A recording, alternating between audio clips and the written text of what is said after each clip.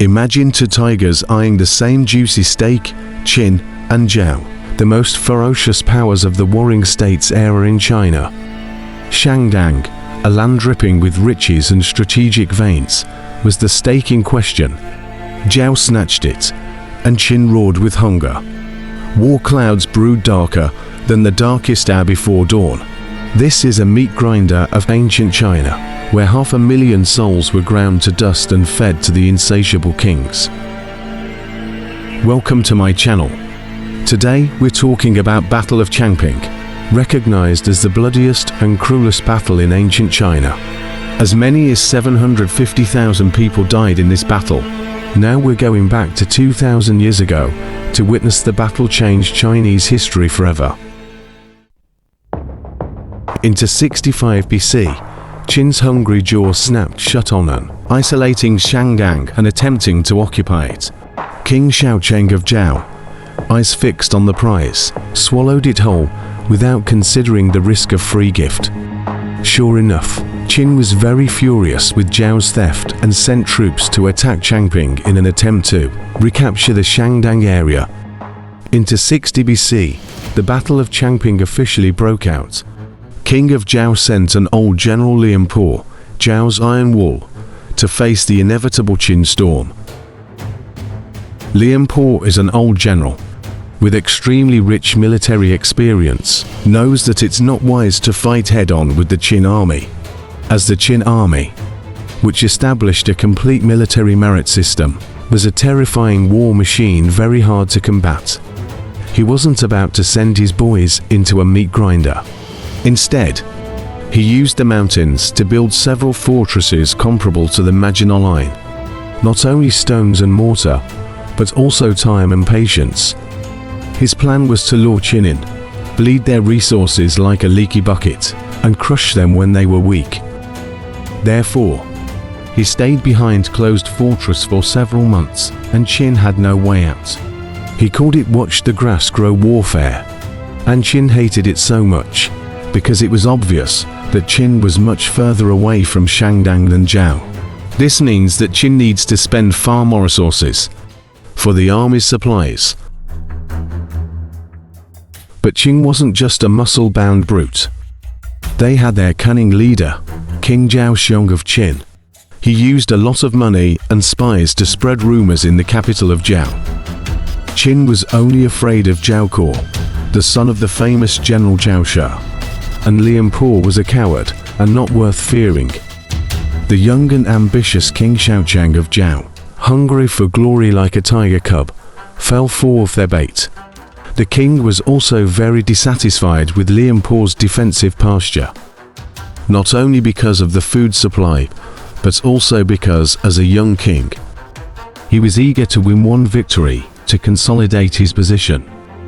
Obviously, the king wanted a general who could help him win the battle, rather than a general who refused to attack Qin. Lian Po, the wise old fox, was finally cast aside. In Lian Po's place, Zhao Kuo, a young lion with a mane of military theories, but no battlefield scars at all, roared onto the scene. He has been familiar with military literature since he was a child, and even his father could not debate with him. He scoffed at Lian Po's wall, dismissing it as a coward's game. He craved a glorious clash, a hero's song written in blood. Little did he know that Qin's general Bai Qi, the killing god, or human butcher, was waiting for just such a fool of war. According to historical statistics, Bai Qi massacred more than 1 million soldiers, accounting for half of the total number of soldiers who died during the Warring States era. Bai Qi was a wolf in sheep's clothing. He'd feigned weakness, letting Zhao Kuo charge ahead like a bull chasing a red flag. The Qin army looked so vulnerable and was defeated all the way. Zhao Kuo was successfully paralyzed, which gave him great confidence. He really thought that the Qin was not as powerful as he imagined. When Zhao Kuo thought he was going to successfully catch up to the main force of the Qin army, he realized that he had entered a big pocket. Then, with a snap of his fingers, the trap sprung. Qin's armies, hidden like vipers in the grass, snaked around Zhao flanks, cutting them off like a spider isolating a fly.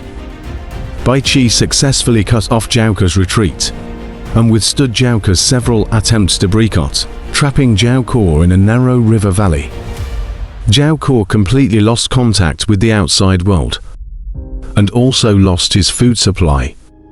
Zhao, his roar turning into a whimper, his escape route choked by steel and death. For 46 days, the killing fields of Changping became a living hell. Zhao's soldiers, trapped and starving, turned the soil red with their blood. Hunger gnawed at their bellies, and despair gnawed at their minds. Soldiers ate their horses, even each other, driven mad by the unending nightmare. Finally, Zhao led his elite troops to make a last attempt to break out. But unfortunately, he was shot by the Qin's arrows. The remaining 400,000 Zhao troops surrendered, hoping for mercy. But Bai Qi, cold as a winter wind, offered no mercy.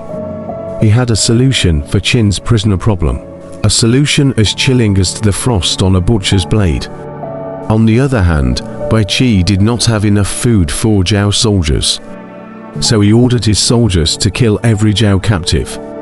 Then, with a sickening efficiency, they were beheaded and stabbed, or even buried alive, their screams swallowed by the hungry earth.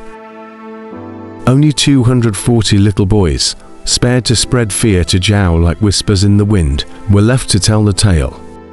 Since ancient times, numerous skeletons, arrows, spears, swords, and other weapons have been continuously discovered around the Changping battlefield.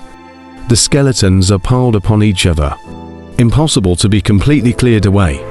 During the Tang dynasty, Emperor Xuanzong passed by this area and ordered the construction of a skull temple to commemorate the lost souls. Today, there is a Changping Battle Memorial Museum in the area, displaying skeletons and weapons unearthed in recent years, showcasing the bloodshed and brutality of this battle that took place 2,000 years ago. Zhao, once a mighty lion, was crippled. The country's strongest workforce all died in this battle. The Battle of Changping sucked the lifeblood out of the state, leaving it vulnerable to Qin's eventual conquest. It wasn't just that their army was decimated. The loss of experienced generals, skilled soldiers, and a generation of young men crippled their manpower and morale for years to come. The psychological scar went deeper.